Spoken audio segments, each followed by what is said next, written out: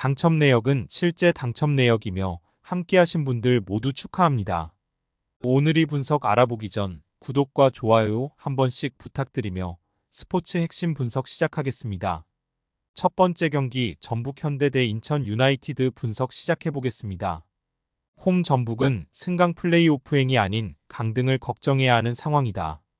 최근 스플릿 라운드에서 연달아 부진하며 11위로 추락했고 이제 인천에게도 추격을 허용했으며 소방수로 여기고 영입했던 김두영 감독도 역할을 하지 못했고 최전방에서 해결해주는 선수가 없다. 원정 인천은 리그 최하위지만 지난 라운드에서 광주를 잡고 11위권 팀들을 추격했다. 전반 무고사의 선제골이 나왔고 그 이후 상대의 공세를 잘 막아냈고 김동민과 김현수, 김건희 등이 백스리로 나와 수비 라인을 견고히 지켜냈으며 이명주의 수비 가담도 원활했다. 승강 플레이오프행을 노리기 위해서는 더 많은 승점이 필요하기에 이 경기에서도 승점 추가를 위해 전력을 다해야 한다. 전북의 승리를 본다.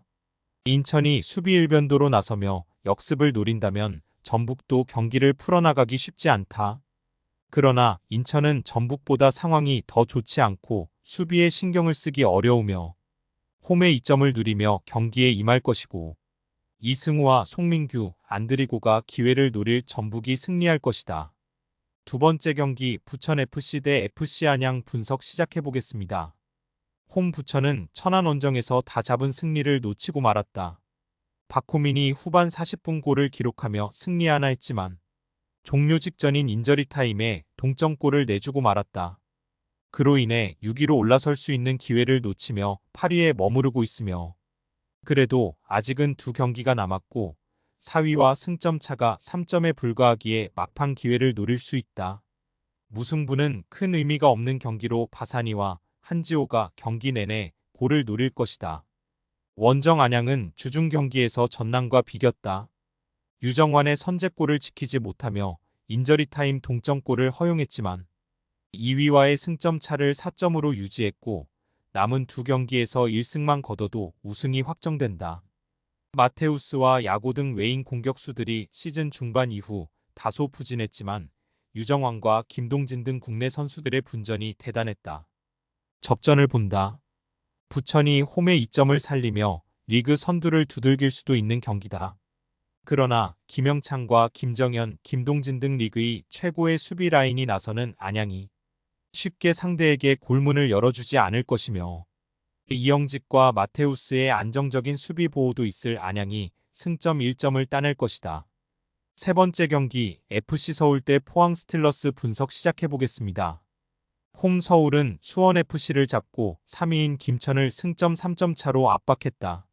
수원의 거센 저항에 고전했지만 루카스의 골을 끝까지 잘 지켜냈으며 아챔 엘리트 출전을 노리고 있는 상황에서 따낸 승리기에 이번 홈경기에서 연승을 이어가야 하고 모든 전력을 가동해야 한다. 부상 중이던 기성용도 돌아왔기에 중원에 힘이 붙었고 링가드와 조영욱, 일류첸코 등 해결할 선수들도 즐비하다. 원정 포항은 지난 라운드 홈경기에서 울산에 완패했다. 선발 센터백으로 나선 이규백이 후반 초반 퇴장을 당하며 생긴 수적 열세가 컸고 별다른 반등의 기회를 잡지 못했다. 그로 인해 서울에 리그 4위를 내줬고 이번 원정 승리가 간절하다. 친정팀을 상대할 이태석을 비롯해 정재희와 백성동, 홍윤상 등이 공격적으로 골을 노릴 것이다. 서울의 승리를 본다. 포항은 오베르단과 한찬희 등 중원에서 상대의 공세를 저지하며 역습으로 전환할 조합이 있다. 그러나 기성용이 돌아와 안정적인 공격 전개를 이어나갈 것이고 홈의 이점을 활용할 서울에게 무게감이 쏠린다. 루카스와 링가드, 일류첸코 등이 이규백이 빠진 포항 수비를 공략할 서울이 승리할 것이다. 네 번째 경기 김천 상무대 수원FC 분석 시작해보겠습니다.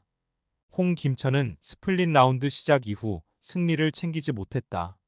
정규 시즌 마지막 경기인 울산전 패배 이후 나선 3경기에서 승점 1점에 그치며 이제 아챔 엘리트 출전권 순위를 지키는 것에도 위기가 왔다. 우승을 노린 이번 시즌이었는데 남은 3경기에서 최대한 승점을 따내야 한다. 다행인 건 이동준 정도를 제외하면 전력 외로 빠진 선수가 없는 풀핏이라는 점이다. 원정 수원은 지난 라운드 홈 경기에서 경기 내내 서울을 몰아붙였음에도 승점 추가에 실패했다. 이재원과 윤빛가람 등이 중원에서 점유율을 가져가며 많은 기회를 만들었지만 해결이 되지 않았다. 지동원과 정승배, 안데르손 등이 최전방을 오가며 골을 노렸는데 확실한 킬러 역할을 하지 못했다. 김천의 승리를 본다. 수원은 최근 4경기 연속 상대에게 멀티 실점을 하지 않았다. 최규백과 이용, 박철우 등이 상대의 공세를 어느 정도 막아내고 있다. 그러나 원정에 불리함이 있다. 이동경과 유강현, 모재현 등이 경기 내내 홈에서 상대를 몰아칠 김천이 중요한 승점 3점을 더할 것이다. 다섯 번째 경기 광주FC 대 대전시티즌 분석 시작해보겠습니다. 홈 광주는 인천 원정에서 패하고 홈으로 왔다. 그러나 승강 플레이오프로 가는 팀들과의 승점 차가 있기에 잔류 가능성이 높다. 그리고 인천 원정은 아챔으로 인해 이정효 감독이 로테이션을 돌린 여파도 있었다. 그러나 이번 일정은 홈인데다 잔류 확정을 위해 승리가 필요하기에 아산이와 정호연, 이규균과 안영규 등이 정상적으로 플레잉 타임을 소화할 것이다. 원정 대전은 반드시 승리가 필요했던 대구전에서 극적인 승리를 따냈다. 마사의 선제골이 나온 이후 두 차례 완벽한 기회를 놓쳤고 종료 직전 세징야에게 페널티킥을 허용했는데 승점을 내주지 않았다. 그로 인해 잔류가 가능한 9위로 올라왔고 남은 일정 결과에 따라 승강 플레이오프로 가지 않아도 된다. 이 경기는 원정이기에 이순민과 밥신이 수비적으로 중원에 나서고 마사와 윤도영을 앞세운 역습을 전개할 것이다. 광주의 승리를 본다. 대전은 외인 공격수들의 이탈에도 김준범과 김승대, 윤도영 등이 스피드를 앞세운 역습을 잘해주고 있다. 그러나 이순민을 활동량으로 앞설 정호영과 박태준이 경기를 지배할 것이고 중원 우위 속의 분위기를 주도할 것이고 아산이와 최경록, 이익균이 침투로 기회를 노릴 광주가 승리할 것이다. 여섯 번째 경기 천안시티즌 대 부산 아이파크 분석 시작해보겠습니다. 홈 천안은 선발 측면 공격수로 출전한 김지훈의 골로 부천에 패하지 않았으며 반드시 승리가 필요했던 부천이 선제골을 넣은 이후 10분간 수비를 걸어 잠갔기에 고전했지만 경기 종료 직전 인저리 타임에 동점골이 나왔다.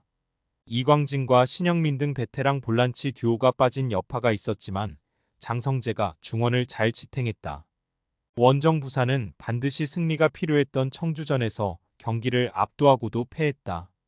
그 경기를 승리했어야 경쟁자들을 앞설 수 있었는데 다득점에서 앞선 불안한 5위다. 때문에 승격 플레이오프와 관계없는 천안 원정에서 반드시 승리가 필요하다. 원정이지만 소극적인 운영을 버리고 공격의 기여를 올려야 하기에 라마스와 임민혁이 보다 공격적으로 나설 것이고 패싱과 음레파가 공격을 주도할 것이다. 부산의 승리를 본다. 천안이 마지막 홈경기에서 팬들을 위해 전력을 다하겠지만 부산의 의지가 더 강할 것으로 보인다. 특히 천안은 최전방에서 해결할 수 있는 확실한 스트라이커가 없기에 이한도가 지켜낼 부산 수비를 공략하기 어렵다. 패싱과 라마스, 음나파가 경기 내내 골을 노릴 부산이 승리할 것이다. 스포츠 당첨에 제일 중요한 건 조합입니다. 각 팀 분석을 잘한다고 하여도 조합을 못할 경우 큰 배당을 가져가지 못하는 거 다들 아실 겁니다. 그리고 유튜브에 조합을 올려드릴 수 있지만 좀 더 자세한 정보들과 배당 흐름 및 각종 이슈 등 경기 전까지 어떻게 될지 모르니 조합을 빠르게 유튜브에 올려드릴 수 없는 점 양해 부탁드립니다. 조합 신청은 아래 고정 댓글 링크로 조합 신청 말 걸어주세요. 금전 요구 및 멤버십 가입 조건 일체 없습니다. 좋은 건 서로 나눠 갑시다.